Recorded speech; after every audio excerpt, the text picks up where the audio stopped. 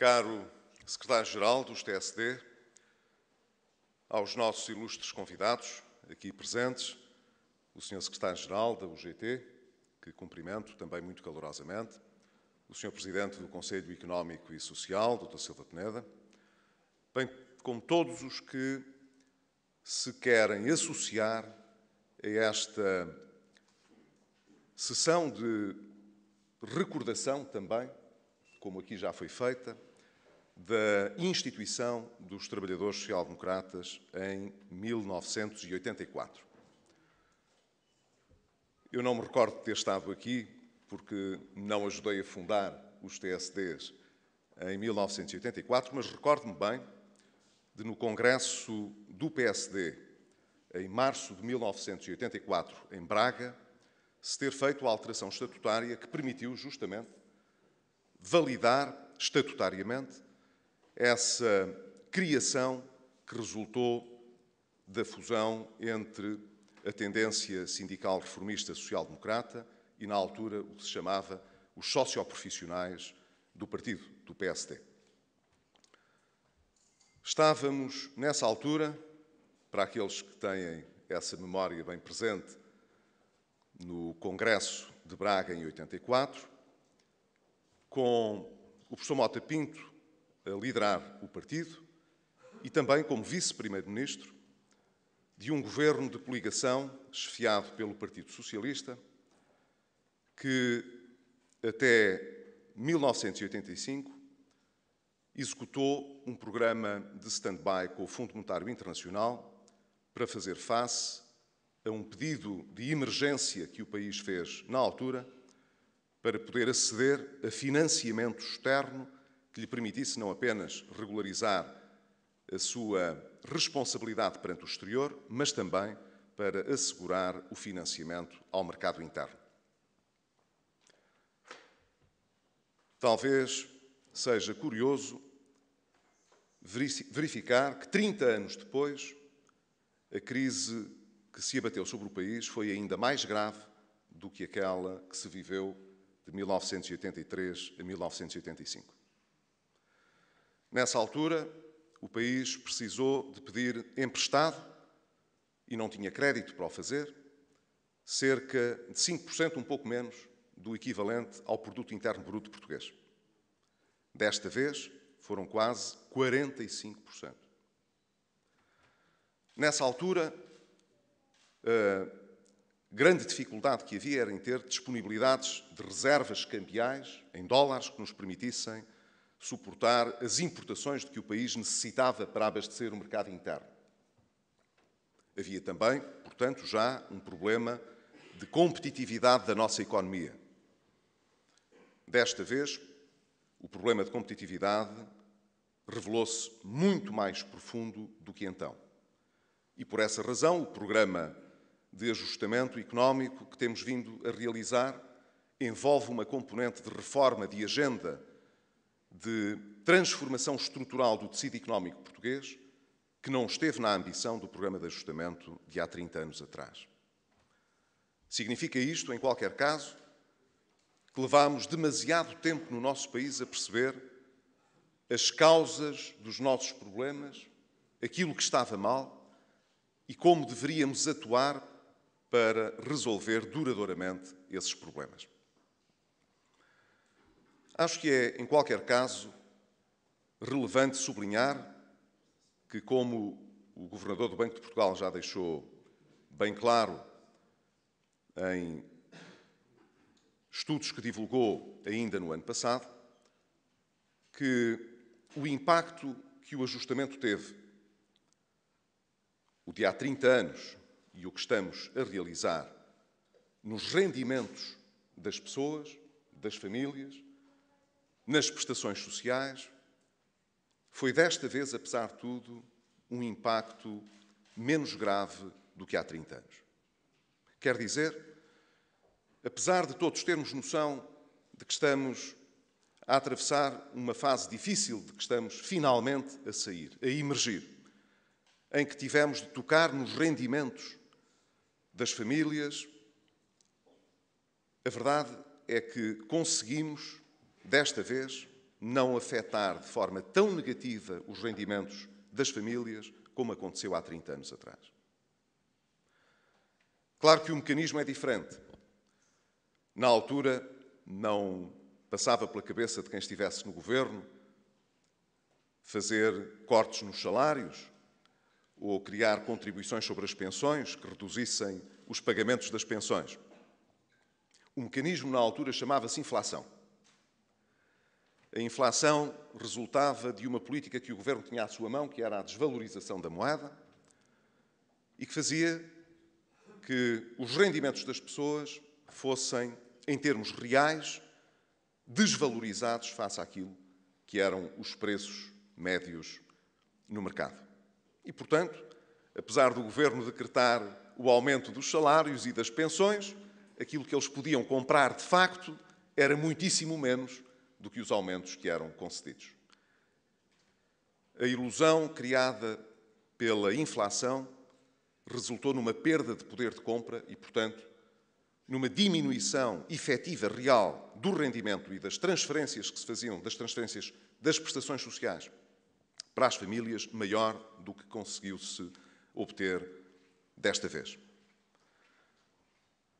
Aproveito para dizer que seria extraordinário que um país nas nossas condições pudesse enfrentar uma situação de desequilíbrio tão acentuada como aquela que nós tínhamos, sem afetar os rendimentos das pessoas.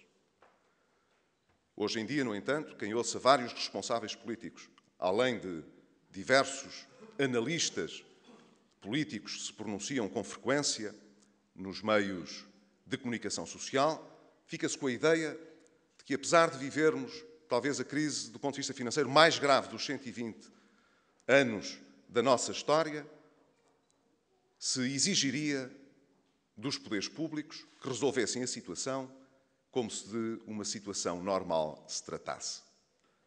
Não é possível, infelizmente. E os atores políticos que têm vindo a pronunciar-se de forma mais evidente contra as restrições que tivemos de adotar foram muitas vezes os mesmos que as negociaram na altura em que o pedido de empréstimo externo foi realizado. Nós sabemos, e devemos essa transparência aos portugueses, que não teria sido possível vencer esta crise sem fazer um ajustamento que afetasse os rendimentos. Foi assim no setor privado. Os dados do Banco de Portugal apontam para que os salários médios no setor privado possam ter baixado cerca de 11% nos últimos 3 anos, e é assim no setor público e no setor das pensões. O importante, no entanto, como desde o início se disse, era que no final deste processo não deitássemos tudo pela janela, não deitássemos fora os sacrifícios que as pessoas estiveram disponíveis para fazer. Ora, finalmente, nós estamos capazes de verificar que, aos poucos, devagarinho, os sacrifícios que foram sendo feitos vão produzindo os seus frutos. E as reformas que foram sendo introduzidas posicionam Portugal de uma forma muito mais competitiva do que acontecia antes. E isso dá-nos, evidentemente, muita esperança para o tempo que temos à nossa frente. Sabemos que os problemas que temos não se resolvem em 2 ou 3 anos, que a dívida que foi acumulada nestes anos todos não se resolve em 2 ou 3 anos. Mas sabemos que, para a podermos pagar, precisamos de crescer, de ser mais competitivos, para podermos corrigir as injustiças na distribuição do rendimento, teremos de ser capazes de gerar mais rendimento, e isso não se faz sem uma economia a crescer e sem empresas mais competitivas. Ora, esse é o cenário que nós estamos a ver desenvolver-se à nossa frente.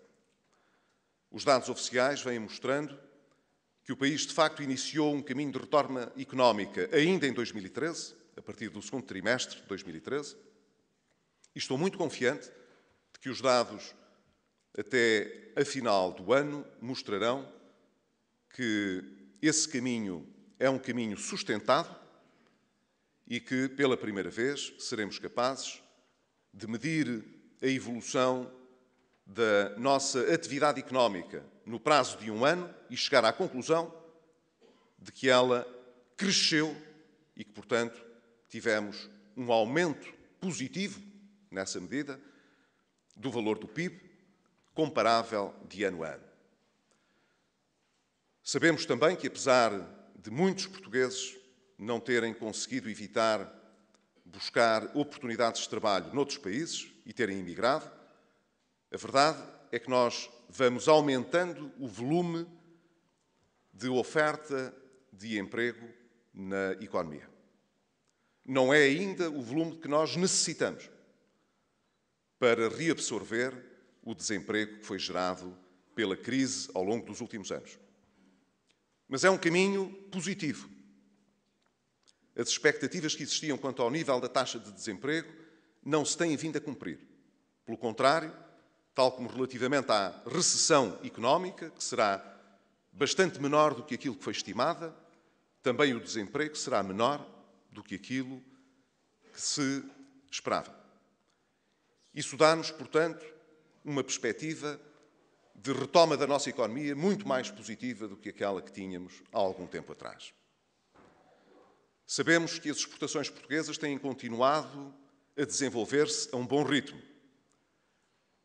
Ainda há 2 ou 3 meses, quando foram publicados alguns dados do Banco de Portugal relativamente às exportações líquidas, apareceram vozes dizendo: acabou.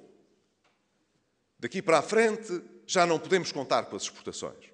E, portanto, ou o Governo muda de política para estimular a procura interna, ou a promessa de recuperação económica ficará outra vez nas intenções. Não é verdade. É verdade que a nossa procura interna tem vindo lentamente a recuperar, ainda bem, também por via do investimento, ainda bem, mas também é verdade que as nossas exportações têm continuado a crescer. Qual é o grande desafio, então, daqui para a frente? É o de conseguirmos que nessas exportações consigamos progressivamente acrescentar mais valor a tudo o que é transformado no nosso país. De tal maneira que nós possamos não apenas continuar a chegar a mercados globais onde não chegávamos antes, mas que possamos, além dessas cotas de mercado, acrescentar riqueza naquilo que fazemos. É isso que significa lutar por um modelo de desenvolvimento que não seja baseado em baixos salários, competitivos pelo preço, mas competitivos pela qualidade. Isso depende de vários aspectos que devemos considerar como prioritários. Em primeiro lugar, a formação dos nossos recursos. Há muitos anos que o nosso país tem um déficit estrutural, portanto, ao nível das qualificações. Quando nos comparamos com a maioria dos países europeus, sabemos que o país acordou tarde para a necessidade de fornecer a todos os portugueses uma oportunidade de formação e de qualificação, seja no sistema formal de ensino, seja em termos de formação contínua. Ainda hoje, depois do investimento de muitos QCAs, de muitos programas de ciclo de financiamento europeu, continuamos abaixo da média da OCDE em muitas das metas que fixamos. O que significa, portanto, que ainda temos aqui um trabalho de fôlego para fazer. Precisamos que mais gente chegue ao ensino superior, mais bem preparada, e que mais gente saia do ensino superior com formação tecnológica avançada de que as nossas empresas precisam. E cada vez precisamos também de possibilidades reais, de pessoas que pretendem ter uma formação avançada, apesar de não quererem uma formação universitária. E precisamos de as qualificar mais, de modo a que elas ajudem as empresas a garantir patamares de qualidade e de inovação superiores. Precisamos também de utilizar a produção científica e tecnológica que se faz nos nossos centros de tecnologia e de inovação nas universidades, de uma forma mais estreita com as nossas empresas. Temos de ultrapassar esta ideia de que o financiamento dirigido à investigação e à ciência deve estar destinado às universidades e não à economia e às empresas. Nós sabemos que a investigação pura é importante e é indispensável que qualquer sociedade invista o suficiente naquilo que não sabe nem quando nem como terá uma utilidade prática para a economia e para a sua vida coletiva. Mas o essencial da nossa investigação tem de ser colocada ao serviço da nossa economia e das nossas empresas.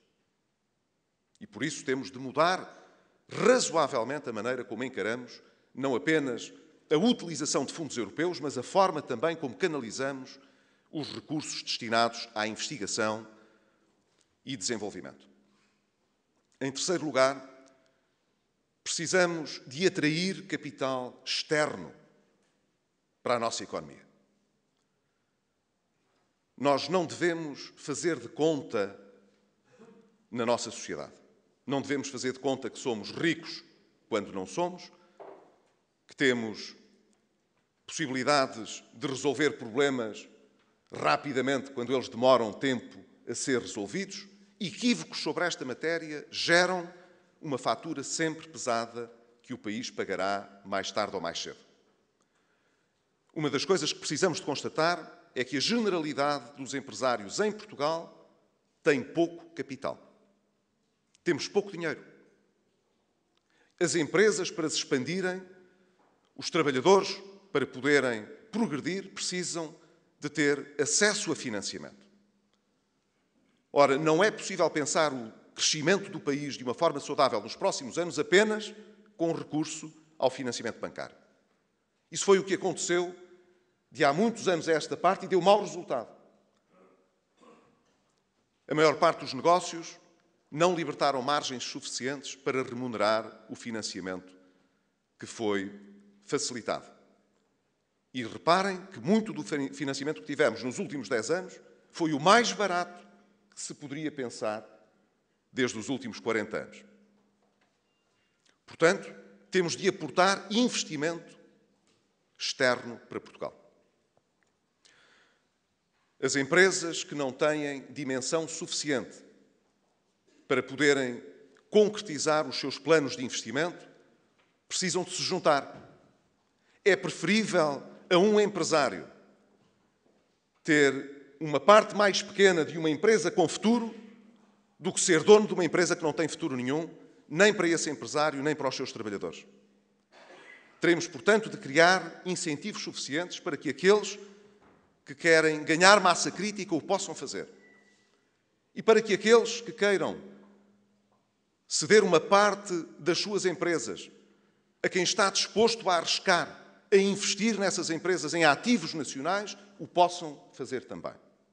Estou convencido que esta alteração, que foi possível obter com o apoio do principal partido da oposição, o Partido Socialista, ao nível da reforma do IRC, será muito importante para concretizar estas possibilidades de vir a ter, no médio prazo, empresas mais robustas do ponto de vista da sua capitalização. E precisamos também de disponibilizar alguns meios para que essa capitalização se possa fazer com os empresários portugueses. Por fim, mas não menos importante de todas estas condições, precisamos, genericamente, de saber remar todos para o mesmo lado. Isto é importante quando se coloca ao nível das instituições públicas, do Estado, dos órgãos de soberania. É importante quando olhamos para as empresas, para as instituições de solidariedade social, para o tecido social português. Nós vivemos, felizmente, uma democracia madura. E, de alguma maneira, devemos orgulhar-nos, enquanto social-democratas, de ter contribuído ao longo destas dezenas de anos, poucas dezenas de anos, para a instituição de uma democracia bem arraigada nos costumes sociais portugueses. Estamos, portanto, habituados a pensar de forma livre, a discordar, a ter, do ponto de vista programático, visões diferentes. Não precisamos todos de ter as mesmas ideias e as mesmas soluções para os problemas. Mas se estivermos de acordo quanto à identificação de quais são os verdadeiros problemas, então não temos o direito de não nos entendermos no essencial para os resolver.